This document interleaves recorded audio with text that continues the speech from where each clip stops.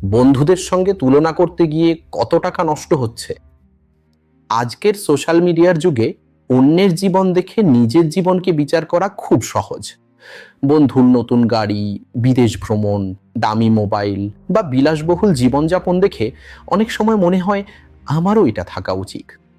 আর এই তুলনা থেকেই শুরু হয় এমন অনেক খরচ যেগুলোর আসলে আমাদের জীবনে তেমন প্রয়োজনই ছিল না। ধরুন, আপনার বর্তমান মোবাইল ফোন ঠিকমতো কাজ করছে, কিন্তু একজন বন্ধু নতুন ৮০,০০০ রুপি টাকার ফোন কিনেছে দেখে আপনিও ৮০,০০০ রুপি খরচ করে নতুন ফোন কিনলেন। বাস্তবে হয়তো আপনার প্রয়োজন ছিল ২০,০০০ রুপি মাইনাস ৩০,০০০ রুপি টাকার একটি ফোন।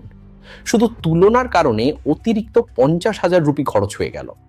একই ঘটনা গাড়ি, পোশাক, রেস্টুরেন্ট, ছুটি কাটানো বা বাড়ির সাজসজ্জার ক্ষেত্রেও ঘটে।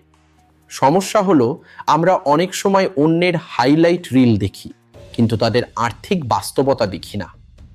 বন্ধুর নতুন গাড়ি দেখছেন, কিন্তু গাড়ির ইএমআই, লোন বা আর্থিক চাপ দেখছেন না।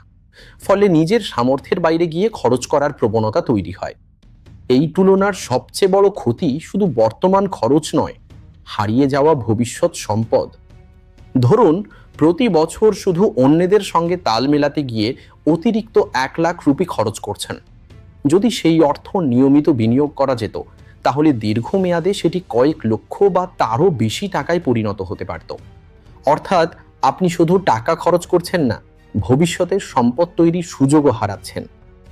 আর্থিক সাফল্যের আসল মাপকাঠি হলো না কে বেশি খরচ করছে, বরং কে নিজের লক্ষ্য অনুযায়ী সঞ্চয়, বিনিয়োগ এবং সম্পদ তৈরি করতে পারছে। অন্যের জীবন দেখে খরচ করার বদলে নিজের আয়, লক্ষ্য এবং প্রয়োজন অনুযায়ী সিদ্ধান্ত নেওয়াই বুদ্ধিমানের কাজ। মনে রাখবেন, কম্প্যারিজন ইজ এক্সপেন্সিভ। যত বেশি অন্যের সঙ্গে তুলনা করবেন, তত বেশি নিজের ওয়েলথ ক্রিয়েশনের পথ থেকে সরে যাবেন।